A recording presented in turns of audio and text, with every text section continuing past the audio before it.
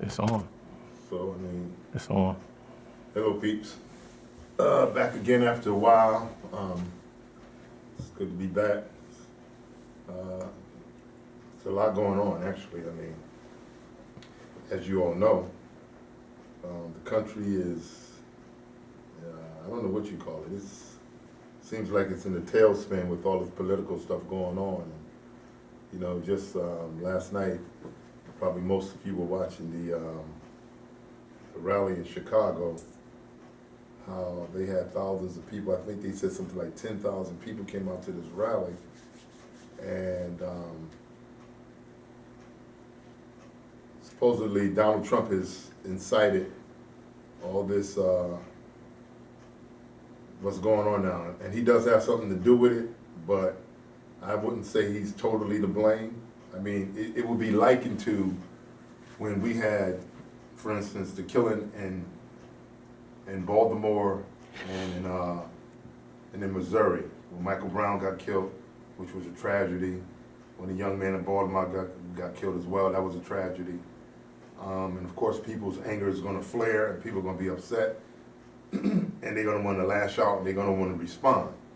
But I often say that's not the right way to respond. You know, and if you're going to mobilize people, and you're going to vent anger, why vent the anger in the neighborhood that you live? Not that you can't do that, you know, but it should be directed towards a cause and towards the people who are making the city or what have you that the way that it is. Because I often say that, you know, you don't create a situation and then you punish the people for the situation that you've created.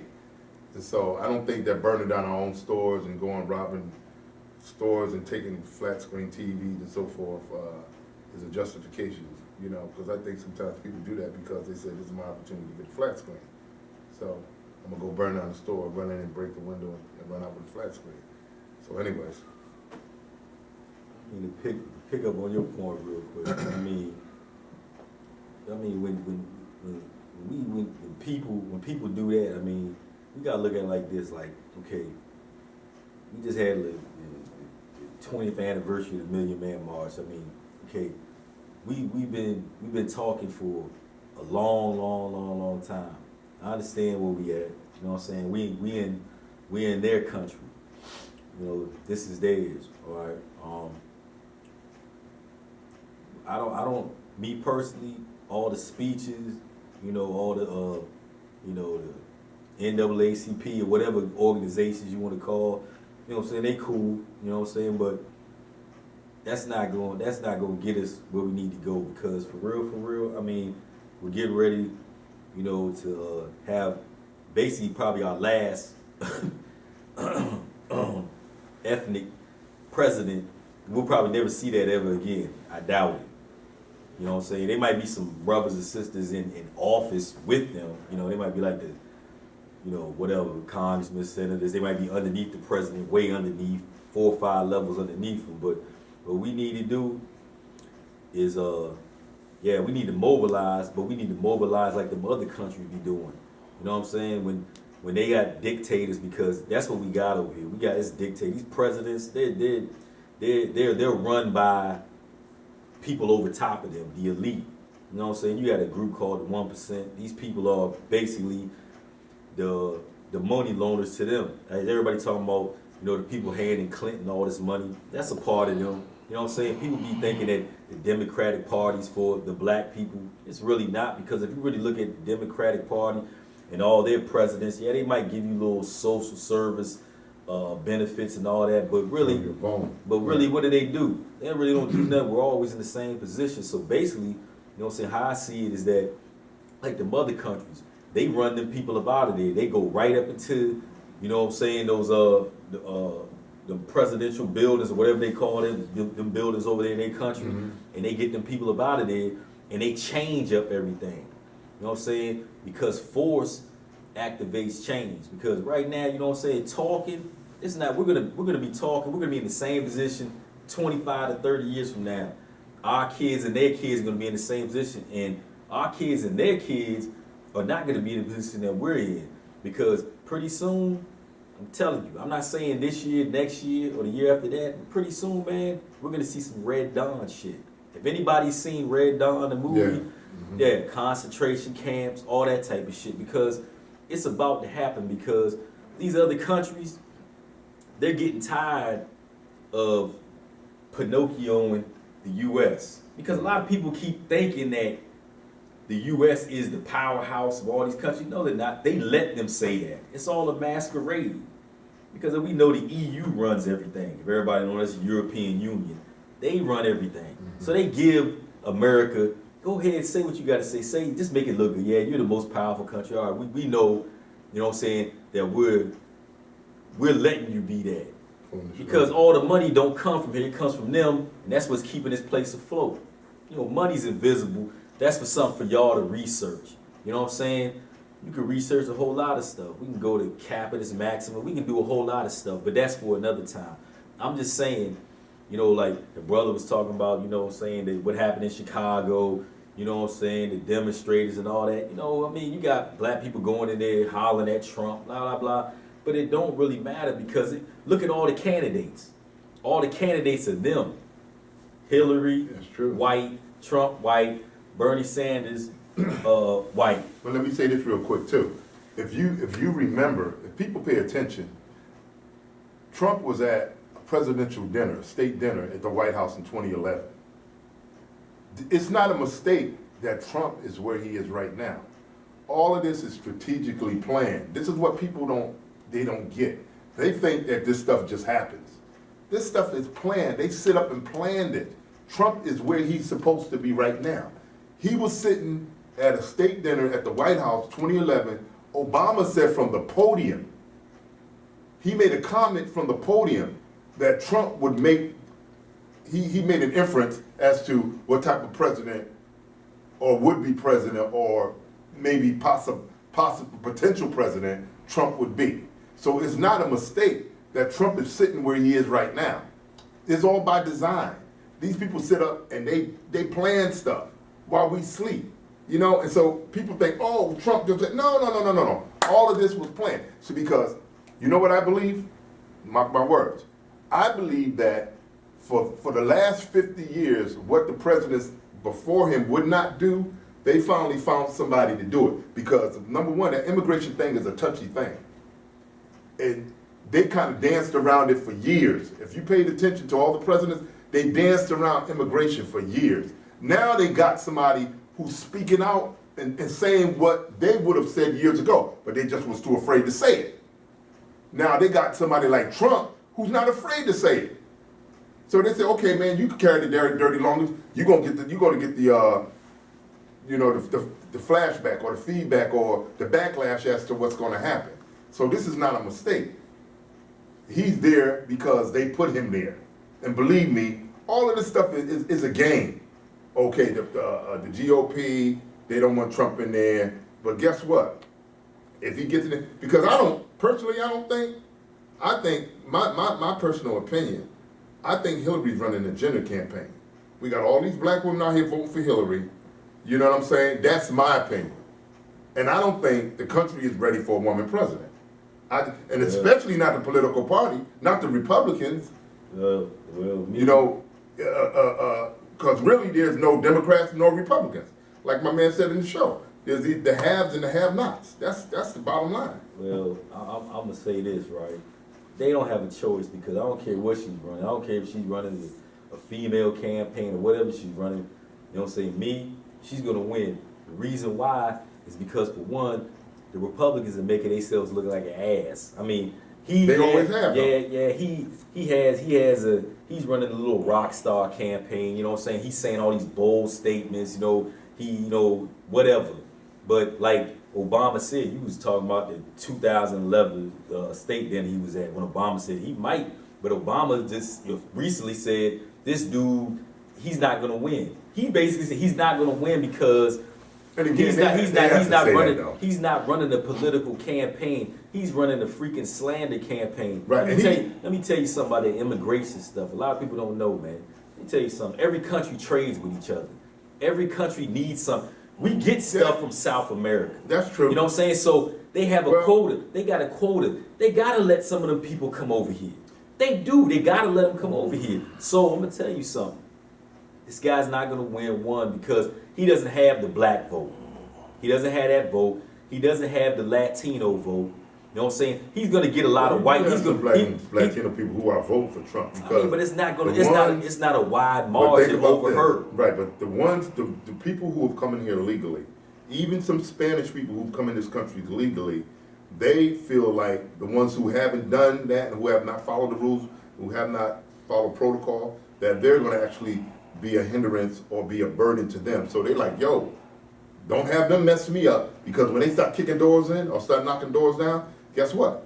It's not going to even be a thing whether or not you're legal, because they're going to look at it like you here, you know, and all of these people are going to go through stuff that they probably don't have to go through because they got somebody living up the street from them. The only ones that's the only Latinos jeopardizing the only Latinos that's gonna be saying is the one that don't got a green card. The ones that's legal, they don't. They could give a fuck about Trump because they straight. You know what I'm saying? They don't want all that bullshit that he's talking about, because really those are their people. A lot of the people that's trying to come over, that's their cousins and all that. You know what I'm saying? Yeah, they want them to come over here to live a better life. That's what America sanctioned. You know, they sanctioned ever since Ellis Island. Right. They sanctioned. Yeah, this is America. This is the Belgian pot. Come in. It's a nation of immigrants. So why switch it up now? Right. Why switch it up now when these people are damn near taking up from where the slaves took off? These people are damn near building up the country. Yeah. They're the ones out there at the construction sites building all the big buildings and all that. So don't you need the manpower over here? So all that shit, that's just a bunch of masquerade bullshit. And I don't agree with you when you said this is their country. This is not their country. But I know what you're saying. But I know where you're coming from. I know where you're coming from on an economic standpoint. Why isn't it their country? Because they're black. No, I'm saying no. I'm not talking about. I think you're talking about the Caucasians. No, I ain't talking. Okay. I want to get that straight. I said when I talking about the European. This is their country. No, they fled religious and political persecution. When I say it's their country, they took this country by force. Yeah, they did. Yeah, no doubt. Go back to what I said before, in the beginning. Right. The reason why they are where they are, that's what we need to do. Because that's the only way you're going to get it back. You're not going to get it back by political talking, all these organizations trying to meet with the president, with this. They're gonna, like you said, they're going to give you a bone here. Take that and shut up and sit down. Right. You're not, only way that you change, if you snatch the motherfucking laws, switch everything around, and you get it how you want it, like those other countries do. See, but the last thing before we finish up, our biggest problem is them Negroes who are so-called pseudo leaders. You know what I mean? Sitting on CNN, so-called sitting on CNN. You know Don Lemon. No, I'm not talking about Don Lemon. I'm talking about people. I'm talking about like Sharpton. He's not running nothing. I mean, come on. But these what does he run? These people. Well, what is it? The Action Network. Shit ain't nothing. It ain't nothing, right? But what I'm saying, our problem is these Negroes who out there getting these checks, trying to act like they speak for all the black of America. You see what I'm saying? And these people, as we already know, will sell us under the river.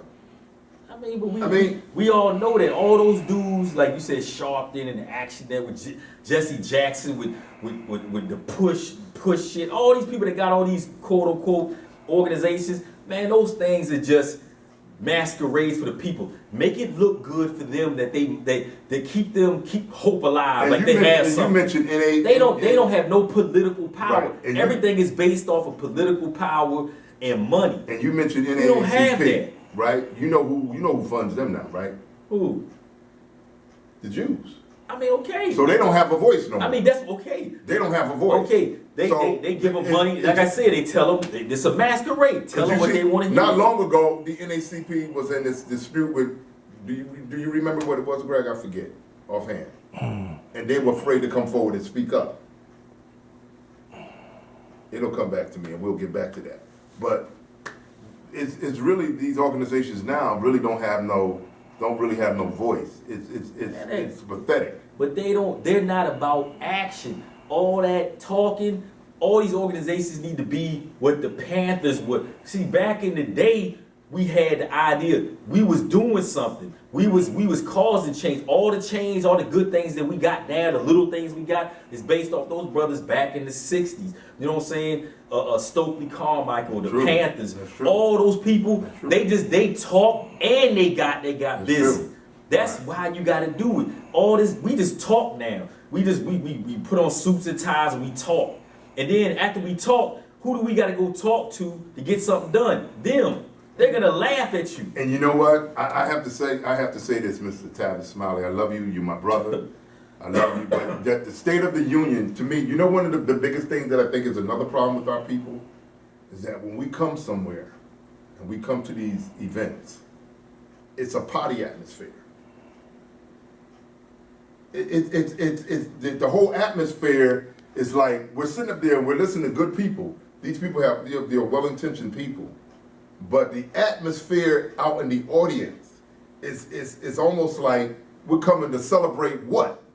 Because everybody. What the hell are we coming to celebrate? Because everybody's not stupid in the audience. They know they're coming. Okay, it's an event. Okay, a lot of black people's coming. Let's go. But everybody. And we all up jumping up look, and down like we in church. Look, when somebody says something that not to cut you off, we're jumping up and down. Because I was just watching this the other night on the net when the lady was speaking, and she was making some good points. And I'm looking out in the audience, and all of our folks, we jumping up and down. Yeah, go ahead. Like we in church. But what's going to happen after you leave there? Nothing. You're going to go back and do the same thing. You understand what I'm saying? You're going to go back and work for the man like you've been doing. Listen, like when we was at that Million Man March, the 20th anniversary, before I caught up with you, when I was talking to all the, the God bodies, all the Pan-Africans, all the people that was out there, we was politicking. Man, every time I talk to somebody, we talk about what's this mean to you. Everybody said it. It's cool, but I know this is not going to do nothing. Right. Even when he was up there talking about I need 10,000 strong men, he's basically putting it out there, and they're listening to this. Oh, you think you're going to get 10,000 strong black men to go do what? What you going to do? Right. We'll come in there and shut that shit the fuck down. You know what I'm saying? So anything that we say that we're going to do, they watch it. They be like, man, I don't care what you do. Go ahead. Because we got you. And we got agents, your people, in your organizations that's going to let us know when you make a move. Because all those black organizations got black agents in there that report right back to them. Like Contel Pro back in the day. Right. So, man, there's really nothing we can do except just say, we're going at you. That's the only way we're going to get this back. Because look at how everything in history came about. Everything came about through war. War established power. Right. And that's the only way you're going to get power is by going to war. That's it. If we just talk 35 years from now, my kids and their kids are going to be talking like, yo, they're going to be doing the same thing. Yeah, such and such, such and such, such. That's all. It's going to be the same thing. There's going to be more white presidents, more white power, and all that type of shit. But they're not trying to give it up. They're not. Yeah, so, you got to take, you got to, and what did Frederick Douglass say? You know what I'm saying? Nothing exceeds the struggle but what? Like you just saying, go on to war or taking it. There you go. You know That's what I'm saying? That's how the slaves got out of there. They went to war. Nat Turner and all them. Look. Let me tell you something, man. I'm telling you, man. We don't have no economic power. We don't have no political power. We don't have no health power. We don't have no education power, and we don't control no media. And those things right there run everything. That's true. You know what I'm saying? We don't have nobody on top of nothing. We might have a person that's running this little corporation, but who put them there? Mm-hmm. See, that's the thing you got to look at when you build it. Who put all these people in position? They're telling them, I'm gonna sit you right here, but you fuck up, you getting up out of there. And we obey too, don't we? No doubt. They don't have no choice. We dance to the music. They don't have a choice. Folks buck dancing like a motherfucker. They don't have a choice but to obey because buck dancing. Oprah. Who else buck dancing? What's his name? Used to run BET. He buck dancing. Who else buck dancing? Vernon Jordan. He buck dancing. All them fools buck dancing. And we was talking about before we turned on the camera about the Oscars. I'm gonna throw this little nugget in there. The lady, when I was watching the Oscar show, she came up there. She was talking to the lady that's on Good Morning America. The lady that I forgot her name that came back from cancer. Right? She was talking to her. Oh, you talking about Robin? Robin. Okay. Mm-hmm. She was talking to her, I just found out that the lady that runs the Oscars, the black lady, she's the head of the board on the Oscars. Right. She's married to a Caucasian. Well, that ain't surprising. So there you go. Right. She was just talking about, oh, we're definitely gonna make sure that we're gonna More black ingrain representation. more black. It ain't gonna matter. I Bullshit. guarantee you, next year it's gonna be more the same. White films, Yeah, they might throw a That's couple what we brothers in do. there, but So that's it don't what matter. happens though. That's the kind of thing is that like the lady did say. She said we have the illusion of inclusion, and those are one of the two worst things that ever happened is illusion of inclusion and integration. So you got illusion of inclusion, integration, and you got religion. So you tell me where we messed up at. You know, what we messed up at was we should have listened to the Honorable Elijah Muhammad when he said basically he was politicking with the government to look, if it's like that, that's how you feel about us, go ahead and give us our peace and we can get away from y'all. So we would have had our own power, our own government, everything. We should have did that. You know what I'm saying? Now we're stuck in a rut and we're gonna stay there until we go to war. And that's it. Well, folks, till the next time. Peace.